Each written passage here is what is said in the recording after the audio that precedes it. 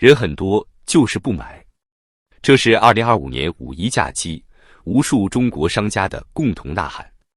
曾经的黄金周，如今变成了空心周；曾经的全民消费热潮，现在是遍地人气冷场。与此同时，财新网刚刚发布的一个数字，狠狠地敲打了所有还抱有希望的人。4月中国财新服务业 PMI 骤降至 50.3， 创下12个月以来新低，远低于经济学家预期的 51.5， 几乎贴着荣枯线爬行。这并不是孤立的数字，而是一连串令人心惊的信号。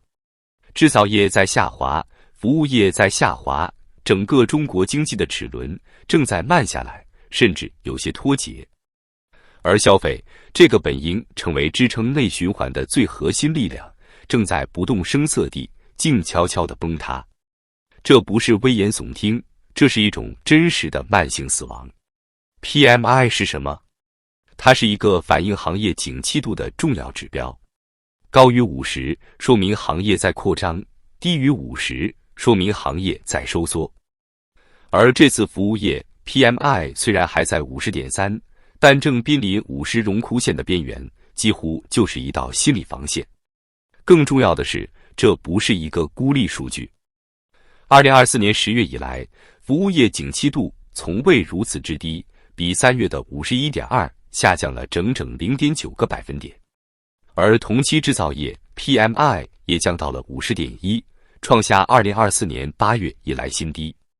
服务业和制造业两大支柱双双降温。当月中国财新的综合 PMI 产出指数也随之下滑至 50.8， 显示出整个中国企业经营扩张的脚步已经开始踩刹车。这意味着什么？意味着从工厂到商铺，从写字楼到街头巷尾，中国经济的血液流速正在变慢。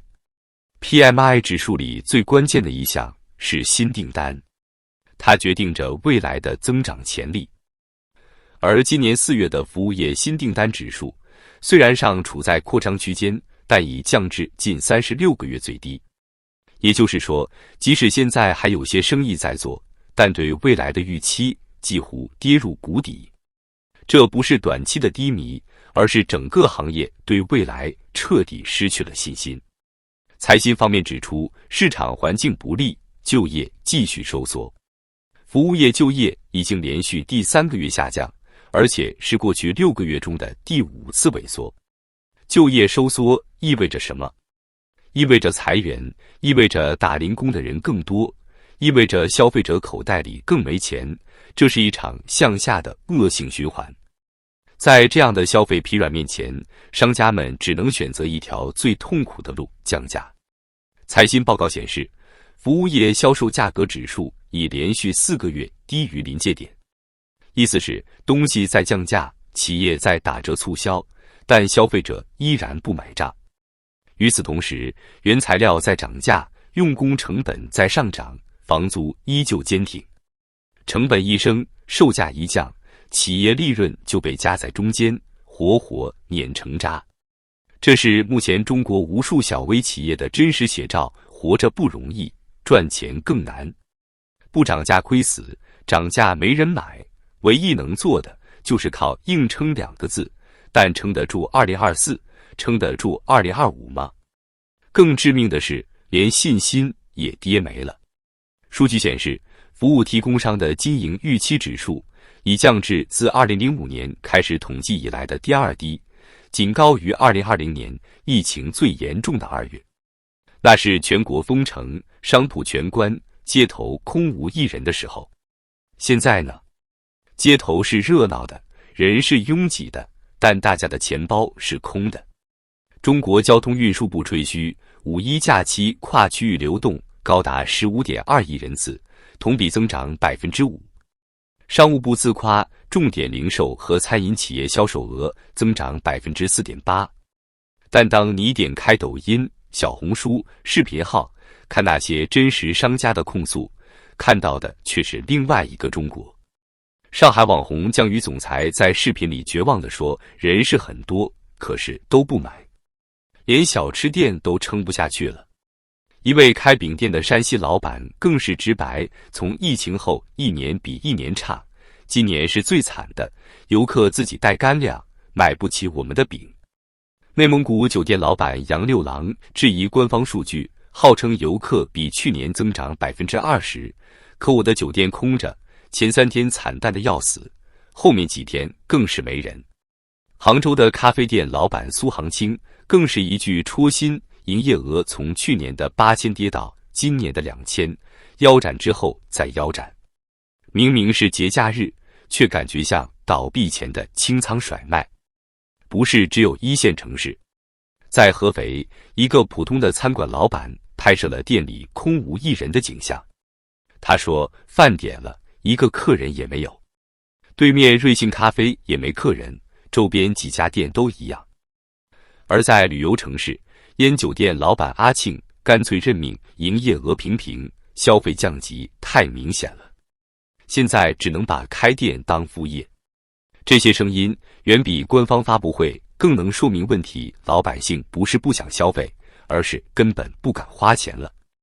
为什么突然之间大家都不愿意消费了？原因其实显而易见，房价暴跌，家庭资产缩水。数据显示，2024年全国70个大中城市中，有超过65个城市二手房价格连续下跌，1万家庭的纸上财富一夜蒸发。就业形势持续恶化，大量应届毕业生找不到工作，35岁中年危机被无限放大，科技大厂频繁裁员，线下门店关门潮来袭，通缩预期正在蔓延。国家统计局数据显示，2025年第1季度起，中国 CPI 持续低于0.5%，居民消费信心指数也创新低。这些现实像3把刀插在普通人心里，没资产、没收入、没预期，你让他们怎么敢消费？而消费的集体降级背后，是中国经济正在被一个危险信号悄然吞噬、通缩。国家统计局数据显示，2025年3月，中国居民消费价格指数同比下降0.3%。工业生产者出厂价格指数则连续24个月同比下滑，这是典型的通缩表现，物价不涨，甚至下跌，企业利润受损，居民推迟消费。更可怕的是，即便 CPI 看起来微幅上涨，但食品价格在暴跌。3月猪肉价格同比下跌15.2%，鲜菜下跌7.1%，鸡蛋下跌4.5%。老百姓虽然买菜便宜了，但这背后不是人民的胜利，而是农民的崩溃、商家的退场。复旦大学经济学教授孙立坚曾警告，通缩预期一旦形成，将会让中国经济陷入消费失灵加投资退缩加企业裁员的恶性循环。消费降级的核心人群是年轻人，他们正在成为低欲望社会的新生代代言人。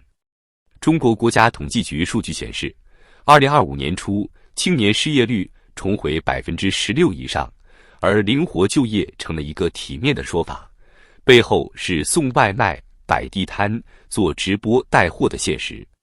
即使找到工作，也往往是高学历低薪资。中国青年报一项调查显示，超过75%的年轻人认为自己入不敷出或勉强维持生活，只有2%的人觉得收入有盈余。一位985高校毕业生在微博写道：“工作4年，存款不到3万，连租房都快交不起，更别提消费。”年轻人不消费，不是他们不想，而是真的没钱了，也没信心了。再回到财新服务业 PMI 中最令人心惊的部分，就业指数和销售价格指数连续萎缩，企业已经没有办法靠涨价保利润，只能一边降价促销，一边裁员自救。北京一家大型连锁餐饮企业人力主管向媒体透露，从年初到现在，我们已经裁掉了4轮人，业绩不好是根本原因。据他透露，4月以来，每天都有员工离职，门店关停，仿佛回到了2022年疫情最严重的时候。根据中国企业联合会发布的《2025年中国中小企业发展报告》，近70%中小企业表示营收同比下降，其中40%表示订单大幅减少，超过50%表示准备缩减雇员规模。这不是个案，而是一场全行业的冰封潮。今年的5·1是一场全民经济体温检测，表面看起来热闹，人山人海，但深入细看，到处都是不买、不住、不吃的冷淡现实。服务业 PMI 下滑，消费增长放缓，酒店空房率飙升，商家哀嚎不断，这些不是短期问题，而是中国经济结构性失血的警钟。如果政府还沉溺于人潮及繁荣的幻觉之中，不正视民众资产缩水、收入停滞、就业乏力的深层矛盾，那么中国的经济将会继续失温，甚至进入低温休克状态。没人敢消费，也没人敢投资，年轻人不敢结婚，不敢生孩子，不敢买房，商家不敢扩张，只能裁员清仓。中国不是正在复苏，而是正在沉没。